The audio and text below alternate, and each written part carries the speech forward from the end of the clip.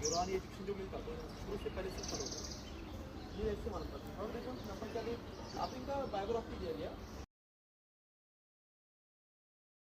क्या करने दौलताबाद औरंगाबाद इस एरिया था तक आधा महाराष्ट्र आज और जब फतेहनगर होते थे औरंगाबाद उससे पहले खड़की बोलते थे तो 1610 में उन्होंने खड़की को औरंगाबाद बनाया फतेहनगर बनाया मलिक अकबर साहब ने उनके बेटे का नाम फतेह खान था बेटे के नाम से लेकिन 1630 में जब औरंगजेब शाहजहां ने दक्कन जीत लिए उनका बेटा आलमगीर औरंगजेब जो है सूबेदार उनके यहाँ पर आया जो सूबेदारी ऑफिस है वहाँ पे रहते थे किले के शाही मस्जिद वगैरह आप जाने वहाँ पर तो औरंगजेब बादशाह यहाँ पे 25 साल सूबेदार थे जब तक वाली साहब शाहजहां बादशाह थे 16 उन्होंने बड़े कांग्रेस लीडर थे मंत्री थे यूरोप में इंडिया के रिप्रेजेंटेटिव राजीव समाज बहुत स्कॉलर थे और उनके दोनों बच्चे थे अधिकारी शिक्षक थे इसमें एक जो है परिजन साहब सीएनएन पे उनका प्रोग्राम आता है जीपीएस परिजन वो भी अच्छा प्रोग्राम भी आप सीएनएन टीवी देखते थे इंग्लिश में चैनल आप देखिएगा तो वो देखना परिजन साहब जो उनके बड़े फर्ज थे ओके इसके बाद हमने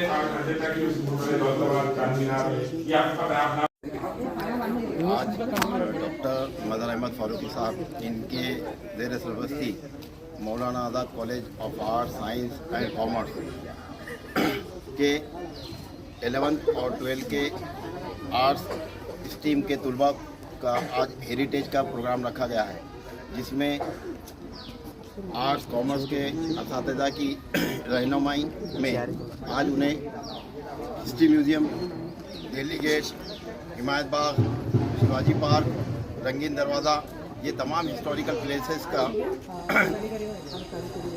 की तारीख़ क्या है ये उन्हें उसकी मालूमात दी जाएगी।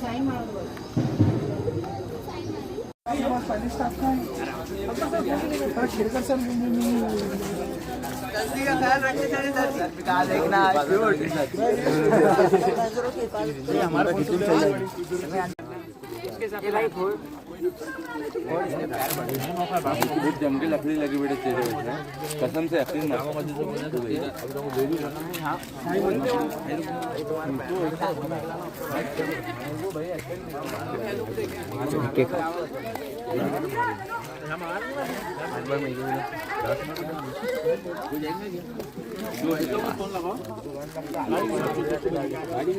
तुम्हारे लिए कौन सा दबा के पहुंच और ये तारीख को जानकर इसको सीखकर जो है नया इल्म के साथ आगे मुस्तकबिल के लिए काम करने का हमारे तलबा जो है तो अज़्म रखें। बोलिए सब इंशाल्लाह। सर मेरा एक सवाल है आपसे, यहाँ से आगे आप कहाँ जाने वाले? हमारे डायरेक्टर से गुजारिश करूँगा वहाँ से दिल्ली जाएंगे। दरवाजा खोलने की दरवाजा आप खोलेंगे आज से तारीख पढ़ेंगे सर ओपनिंग कौन करी? तारीख पढ़ेंगे तो उसके बाद हम शिवाजी म्यूजियम जाएंगे।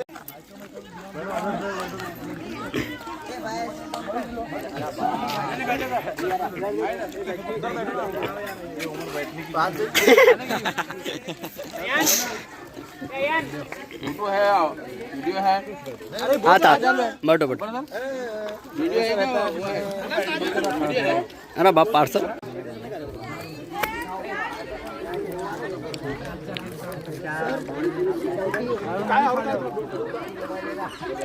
बहुत खाना दो खा लो इधर आओ।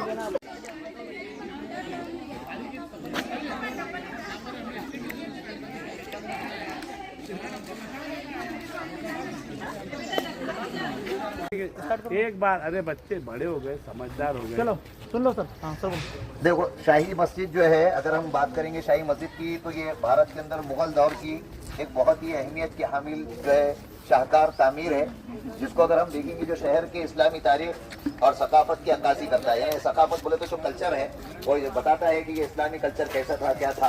ये मस्जिद मुगल बादशाह औरंगजेब रहमतुल्लाह अलैह ने उनके दौर में तामीर की गई है जो एक खुद दीनदार भी थे और साथ में सादा मिजाज हुक्मरान भी थे। इसी के साथ साथ ये मस्जिद की जो बुनियाद है इस्लाम को फरोग करने के लिए जो बनाई गई थी यानी कि इस्लाम किस तरह फरोग पाए कैसा पाए।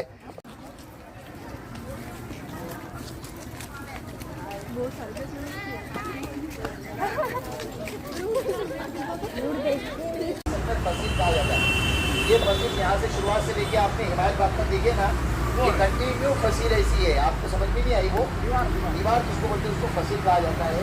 और ये दोनों फसीलें इसकी दूसरी बाजू में एक इधर से भी एक फसील है, जो कि रंगीन दरवाज़ा जो है वो बादशाह औरंगजेब के महल, ये जो आपने देखा है महल, उसको किला रंग का दाखिली दरवाजे पर बना हुआ है। इसलिए जो इसका अंदर का दरवाज़ा है इसके ऊपर जो है कि बना हुआ है। और इसकी जो तामीर है वो कब हुई थी?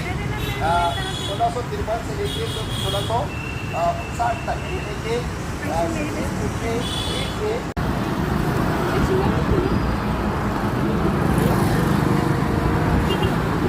पंचक्की में जो नहर आती है, नहर अंबरी जो जा रही है, तो ये मलिक अंबर रहमतुल्लाह अलैह के कारनामे हैं। अल्हम्दुलिल्लाह आज का दौर जैसे इंजीनियर का है,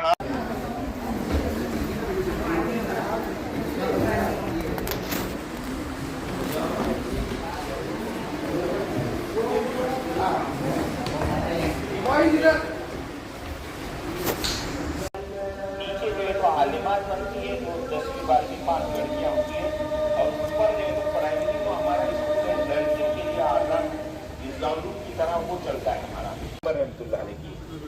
ये कुल मगरिब मशरिक ऐसी 11 कमाने, 11, तो इसमें से इधर के 3 औरंगजेब आलम की रहमतुल्लाह अलैह का इजाफा है और उधर आखिर के 3 औरंगजेब आलम की रहमतुल्लाह अलैह का इजाफा है। ये 46 कमरे हैं पूरे उनके बनाए और पता इस्लाम को फरोग करने के लिए जो बनाए गए, अगर देखा जाएगा तो ये मरकजी इबादत गाह थे। मरकजी इबादत बोलो सेंटर था, जो इबादत करने का जो सेंटर था वो भी यहाँ पर था। अगर हम इसकी मेन ऑब्जेक्टिव्स की बात करें तो शाही मस्जिद का जो तर्ज तामील है, ये अगर देखेंगे तो तमाम पहलुओं को उजागर करता है। जो मस्जिद की सांग में मस्जिद बनाने के लिए संगे मरमर का इस्तेमाल किया गया और साथ में जो यहाँ पर लोकल जो पत्थर था उसका जो है तो ये इस्तेमाल किया गया है। इसके अलावा अगर हम देखेंगे तो इसके जो मीनार और गुंबद है, आप देख रहे होंगे ये जो मीनार है और बीच में तो 2 गुंबद है, ये इस्लामी तर्ज तामीर की खूबसूरती का मज़हर है। यानी इस्लाम के अंदर जो गुंबद और मीनार का जो मकसद है वो क्या है, इस्लाम का मज़हर कैसा है इसको जाहिर करे। गुंबदों की खूबसूरती और उनकी नफ्स नफीस जब अंदर जाएंगे आप देखेंगे वहाँ से, तो उसके अंदर नक्श निगार है और उसमें सादा डिज़ाइन बनाई गई है। इसके सामने आप देख रहे होंगे, यहाँ पे आप अंदर जाएंगे तो आपको नजर आएंगे एक सहन है जो जहाँ पर सैकड़ों नमाजों के लिए, क्योंकि मस्जिद पहले क्या होती थी, छोटी बनाई जाती थी और अगर इबादत गाह में ज़्यादा लोग आए तो उनके लिए सहन का इंतज़ाम किया जाता था। तो यहाँ पर जो है नमाजों के लिए इसकी इस्लामी तामीर और फ़न की मिसाल पेश करती है। सहन के जो इर्द गिर्द है तो वहाँ पर क्या है, मेहराब है, जो तरतीबवार मेहराब है। मेहराब बोले तो अलग अलग छोटे छोटे रूम बने हुए हैं, वो उसकी हिस्से को क्या करती है, खूबसूरती से बयान करती है। इसका जो मेंबर और मेहराब है, इसके ऊपर कुरान की खत्ताती की गई है। कुरान की जो कैलीग्राफी जिसको बोलेंगे वो कैलीग्राफी की गई है, जो मुगल दौर के इस्लामिक आर्ट्स की झलकियां है। जो मेंबर है इमाम खुतबे के लिए इस्तेमाल करता है और इंतहाई नफासत और महारत से इसको तैयार किया गया है। अगर हम इसकी तारीख की अहमियत को बयान करेंगे तो शाही मस्जिद सिर्फ एक इबादत नहीं है, बल्कि मुगल दौर की सियासी, समाजी, मजहबी और रुझानात का नुमाइंदा है। इस मस्जिद की तामीर में शामिर की शाही सरपरस्ती में इस्लामी रिवायत के फरोग को बका और जज्बा जाहिर किया गया, जहाँ जुमा, ईदैन और दीगर अलावा यहाँ पे जो नमाजें होती है उसका इस्तेमाल मस्जिद के दरमियान इत्तेहाद और इत्तेवाई भाईचारगी का किरदार अदा करती है। अगर आप देखते हैं कि ये मस्जिद हमारे लिए क्या है, मरकज है जो माशी सियासी चीज़ों को बयान करता है। उसी के सामने आप देख रहे होंगे ये वाली जो मस्जिद है इसका नाम है जनाना मस्जिद। जनाना अरबी लफ्ज है, फारसी लफ्ज है जिसमें होते हैं औरतों के लिए। तो अलग से मस्जिद जो है ये एक मुनफरिद और तारीखी मस्जिद है। ये भी एक मुनफरिद और तारीखी मस्जिद है जो मुगल दौर की इस्लामी तामीरात का एक निहायत नमूना है। अगर ये मस्जिद की बात करेंगे तो ये एक अहम तामीरात मुगल बादशाह औरंगजेब रहमतुल्लाह अलैह के ओहद में, यानी कि ओहद में उनके तामीर किया गया है। और ये मस्जिद खास तौर से खवातीन की इबादत के लिए खास तौर से बनाई गई थी, मुनफरिद जो है मकाम रखती है। जनाना मस्जिद की अगर बात करेंगे तो इसमें महदूद इहाता है, क्योंकि ज्यादा लोग नहीं थे, औरतों को ज्यादा जरूरत नहीं होती थी, तो इसलिए उस जमाने में जो औरतें आती थी इबादत करती थी, इसलिए वहां पर महदूद जगह की गई। यहाँ पर देखेंगे तो यहाँ पर इसका इहाता बड़ा है लेकिन उसका छोटा है। उसके अंदर भी मेहराब और मेंबर है। इस मस्जिद में जो मेहराब और मेंबर है वो भी इस्लामी तर्ज तालीम का नुमाया है। उसका एक छोटा सा सहन है जो दिगर मस्जिद और दिगर मसाजिद के मुकाबले में छोटा है, क्योंकि खास तौर पर खवातीन के लिए मखसूस किया गया था। और यहाँ पर बड़ी तादाद में खवातीन आती और नमाजियों की जो है तो अदा करती या इबादत अदा करती है और अपनी जाती है। अगर हम बात करेंगे तो ज़नाना मस्जिद ख़वातीन के लिए एक ऐसा मकाम है जहाँ पे वो आज़ादी के साथ साथ इबादत और दीनी इज्तिमात में हिस्सा ले सकती थी। मुगल दौर की ख़वातीन के समाजी हैसियत और उनके लिए मखसूस हुकूक को उजागर करती थी। तो आपने ये देखे कि ये दोनों मस्जिदें हमारे सामने है, एक है शाही मस्जिद और एक है ये वाली ज़नाना मस्जिद। तो मैं उम्मीद करता हूँ कि आपको चंद चीज़ें इसमें जो है समझ में आए हों। बहनों और तालिबान, आज आप जामिया इस्लामिया काशलूम में तशरीफ़ लाए हैं। जामिया इस्लामिया काशलूम में आपको कुछ अहम चीज़ें देखना है। सबसे पहले तो हमें जामी मस्जिद भी देखना है, उसकी तारीख़ मैं आपको बताता हूँ जामी मस्जिद की। फिर उसके बाद जामिया इस्लामिया काशलूम की तारीख़ बताऊँगा। और हमको वक्त कम है, वक्त हमारे पास बहुत कम है। 1:45 बजे हमारी अज़ान होती है, शहर से और भी लोग आते हैं तो हमारा डिस्टर्ब ना हो नमाज का, इसलिए 15 मिनट में इंशाल्लाह हम ये यहाँ की विज़िट ख़त्म कर देंगे। मैं 2 जामी मस्जिद का और जामिया इस्लामिया काशलूम का तारुफ आपको बताऊँगा। आप फिर उसके बाद कुछ अंदर विज़िट कुतुब खाना हमारा लाइब्रेरी देख लीजिए और फिर उसके बाद सहन तक के हम जाएंगे और फिर उसके बाद जल्द रुखसत हो जाएंगे। अल्लाह आपको बार बार लाए। बहनों बेटियों, ये जामे मस्जिद जो है ये 2 की तामीर करदा है, कुरानों की तामीर करदा है। पहला हिस्सा उसका जो अगली 3 कमाने और बीच की 5 कमाने, ये मलिक अंबर रहमतुल्लाह अलैह की तामीर करदा है। मलिक अंबर रहमतुल्लाह अलैह के बाद औरंगजेब आलमगीर रहमतुल्लाह अलैह का दौर आया तो उन्होंने हय्या अलल सलाह की तरफ से 3 कमाने, हय्या अलल फलाह की तरफ से 3 कमाने और इधर मशरिक की तरफ से 2 कमाने, ऐसे जो है तो औरंगजेब आलमगीर रहमतुल्लाह अलैह ने इजाफा किया उसी नहज पर और उसी तर्ज पर जिस तर्ज पर मलिक अंबर रहमतुल्लाह अलैह ने जामी मस्जिद की तामीर की थी। और ये तकरीबन 400 या उससे कुछ कमोबेश पहले जो है तो सालों की जो है तो मैं तारीख आपको बता रहा हूँ। मलिक अंबर रहमतुल्लाह अलैह को तामीरात के साथ साथ पानी की नहरों से भी बड़ी दिलचस्पी थी, इसलिए उनके ज़माने में ये जो नहर अंबरी हम कहते हैं या और जहाँ वहाँ जो है तो आबदार खाने थे, जैसे हमारे बेगमपुरा में बहुत बड़ा थत्ता हाउस है और शानूर हमवी रहमतुल्लाह अलैह में जो पानी आता था, पंचक्की में जो नहर आती है, नहर अंबरी जो जा रही है, तो ये मलिक अंबर रहमतुल्लाह अलैह के कारनामे हैं। अल्हम्दुलिल्लाह आज का दौर जैसे इंजीनियर का है, आप भी पढ़ रहे हैं लिख रहे हैं, आपके भी तमन्ना है और आपके भी इरादे होंगे कोई डॉक्टर बने कोई इंजीनियर बने, तो ऐसे अज़ाइम पहले भी रहे हैं और ऐसे जो है तो हर कौम के लोगों ने, मुस्लिम हो या गैर मुस्लिम हो, हर कौम के लोगों ने इंसानियत की खिदमत की है और इंसानियत के लिए काम किया है। आप इसी जज्बे के लिए आए हैं, मैं आपका इस्तकबाल करता हूँ। और बच्चों और बच्चियों और बहनों, तालीम बटी हुई नहीं है, तालीम इक्काई है। हम यहाँ फर्ज आइन की तालीम दे रहे हैं जामिया इस्लामिया काशलूम में और आप वहाँ फर्ज किफ़ाया की तालीम दे तो आप हासिल कर रहे हैं। जिस तरह फर्ज आइन हलाल और हराम, जायज़ और नाजायज़ अगर हम नहीं बताएंगे या इंसान आप नहीं वाकिफ रहेंगे फर्ज आइन से, जो आप मकतब में तालीम लेते हैं, मस्जिदों में लेते हैं, जमातों में जाते हैं वहाँ लेते हैं या लेक्चर में जो आप लेते हैं, तो फर्ज आइन भी ज़रूरी है और फर्ज किफ़ाया भी ज़रूरी है। फर्ज किफ़ाया घर कैसे बनाए जाए और तिजारत कैसी हो, कारखाने कैसे हो, डिसिप्लिन कैसा हो, ये अगर दवाखाने कैसे हो, बिजली कैसी पहुंचाई जाए, ये अगर फर्ज किफ़ाया की तालीम नहीं रहेगी तो हम सब गुनाहगार होंगे। इसलिए भूख पर काबू पाना, बीमारियों पर काबू पाना, अच्छा डिसिप्लिन रहना, पानी रहना, पार्क रहना और खूबसूरती होना, ये सब तालीम, ये फर्ज किफ़ाया है, ये हम सब पर ज़रूरी है। तो जामे मस्जिद मलिक अंबर रहमतुल्लाह अलैह की तामीर करता है और उसके बाद औरंगजेब आलमगीर रहमतुल्लाह अलैह की तामीर करता है इजाफा। औरंगजेब रहमतुल्लाह अलैह ने मस्जिद में तोसी भी की और ये 46 कमरे भी बनाए औरंगजेब आलमगीर रहमतुल्लाह अलैह ने। ये सब कमरे एक जैसे हैं, थोड़ा बहुत उसमें फ़र्क है। और मस्जिद के तामीर में बहनों और भाइयों, इकोसिस्टम का भी ख्याल रखा गया है। वहाँ बैज़वी शक्ल के जो है तो चीज़ें हैं, उससे आवाज़ जो है तो बढ़ती है। और फिर उसके अच्छे सुतून हैं और फिर उसके बाद कुछ गुंबद ऊंचे हैं और कुछ जो है तो मुख्तसर है।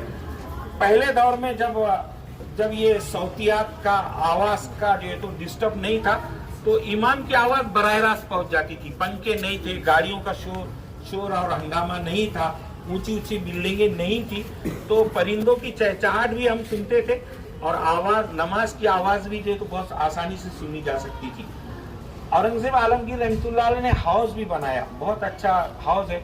हम भी आज़ाद कॉलेज आते हैं तो वहाँ भी मस्जिद देखते हैं पुरानी, और वहाँ भी हॉस्टल देखते हैं, और वहाँ भी बहुत सी इमारतें हैं। औरंगजेब आलमगीर रहमतुल्लाह अलैह की एक खास बात यह है कि औरंगजेब आलमगीर रहमतुल्लाह अलैह ने कई सालों यहाँ क़ियाम किया है, और जब उन्होंने क़ियाम किया है तो फतावा आलमगीरी को भी यहाँ उन्होंने खाका मुरतब किया है। जैसे हम कोई किताब देखते हैं तो शुरू में उसके मज़ामीन होते हैं, उसमें पेशे लफ्ज़ होता है, मुकद्दमा होता है, और ऐसी चीज़ें, इंडेक्स होता है उसका। तो ये फतावा आलमगीरी जो फतवे की सबसे बड़ी किताब है, जिसको अरबी में फतावा हिंदिया कहा जाता है, हिंदुस्तान का, तो उसका इब्तिदाई खाका यहाँ पर तैयार हुआ। औरंगजेब आलमगीर रहमतुल्लाह अलैह के साथ एक एक वक्त में 200-200, 300-300 उलमा रहते थे। बहुत अच्छी तारीख है ये, इसका जो है तो आपको जानना ज़रूरी है। तो फ़िक़्ह और फतावा का यहाँ काम शुरू हुआ, और उस दौर में बड़ी आबाद रही ये मस्जिद। मलिक अंबर रहमतुल्लाह अलैह की भी दौर में रही, और औरंगजेब आलमगीर रहमतुल्लाह अलैह की भी दौर में रही। उसके बाद और बुजुर्गान दीन यहाँ पर आते रहे। कुछ बुजुर्गान दीन जालना से आए, कुछ जो है तो हैदराबाद से आए, लेकिन उसके बाद कुछ दौर ऐसा रहा 50-60 साल का कि मस्जिद में ज़्यादा मुसल्ली नहीं रहे, और आबादी दूर दूर थी। पहले औरंगाबाद अब तो फैल गया है, इसलिए फिर यहाँ 1958 में ये कहिए कि आज से 65 साल पहले काशिफ उल उलूम की बुनियाद रखी गई। मौलाना सईद खां साहब जो मरहूम जो घाटी दवाखाने में थे, फिर उसके बाद हैदराबाद से आए थे, और जो अफगानिस्तान के थे वो तबलीगी जमात से वाबस्ता थे, उन्होंने यहाँ काशिफ उल उलूम की बुनियाद रखी। ये दिल्ली के नाम पर काशिफ उल उलूम मदरसे का नाम रखा गया, और इसका इलाक नदवे से, लखनऊ से, दारुल उलूम नदवतुल उलमा लखनऊ।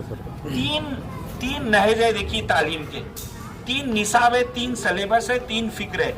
एक तो अलीगढ़ यूनिवर्सिटी का निसाब है, जिसमें साहब दुनियावी उलूम ही उलूम है, और दूसरा निसाब था देवबंद का, जिसको दरस निज़ामी कहते हैं, और तीसरा निसाब नदवे का लखनऊ का है, जिसको नदवे का दर्स कहते हैं। अब ये जो नदवा जो देवबंद और अलीगढ़ के बाद में कायम हुआ, उसने दोनों गुरों को मिला दिया। इस तरह ये कहिए कि इधर मिस्टर लोग भी थे और इधर मौलाना लोग भी थे। अब दोनों में मिलाने का काम और दोनों सलेबस को मिलाने का काम नदवे ने अंजाम दिया है। मुगल पीरियड में जब आलमगीर औरंगजेब यहाँ पर बादशाह थे, उस जमाने में मोहम्मदी बाग भी बुलाया था, मोहम्मदी बाग। उसके अंदर जो है मेहरम खान है, हिमायत खान बेग है, और अलग अलग सरदारों ने यहाँ पर जो है इस बाग को डेवलप किया। मुगलों का जो ट्रेडिशन था, कहाँ पर भी वो कैपिटल बनाते थे, राजधानी, तो 4 बाग या फिर मुगल गार्डन्स बनाते थे अपने पैलेसेस के आसपास या फोर्ट के आसपास। तो अभी आपने जो रोज़ा देखा अपने कॉलेज में, वहाँ पर भी 4 साइड 4 हौद है, जिसको नहर से पानी आता है, और नेचुरली वहाँ पे फवारे थे एक ज़माने में जो ख़राब हो गए, नेचुरल फोर्स से वो ग्रेविटी से पानी बाहर निकलते। वैसे यहाँ पर भी है, ये तो अभी रिसेंट का ये पुराना वाला ख़राब हो गया। असली जो है अंदर है, वो आप फवारे देखेंगे, वाटर सिस्टम भी उन्होंने मैनेज करते थे, और आसपास गार्डन लगा के, फ्रूट्स और फूड लगा के वहाँ पर वो वॉकिंग करते थे मगरिब के बाद या 15 के बाद। तो ये मुगलों का ट्रेडिशन था। तो इस मोहम्मदी बाग को बाद में हिमायत बेग के नाम से, हिमायत खान के नाम से हिमायत बाग नाम कर दिया गया, और इसको पानी जो सप्लाई होता था मलिक अंबर नहर से भी होता था, और ये खजर तालाब था, अभी सलीम अली लेक बोलते थे, खजर तालाब, वहाँ से पानी सप्लाई होता है। जब सलीम अली लेक या खजर तालाब ओवरफ्लो होता है तो उसका पानी जो है शक्कर बावड़ी में आता है। जो शक्कर बावड़ी है वहाँ का पानी नेचुरली मीठा है, उसमें शक्कर बावड़ी बोलते। मीठा मतलब अभी शुगर कैसे मीठा नहीं है, लेकिन साफ पानी है, नॉट सॉल्टी, है ना।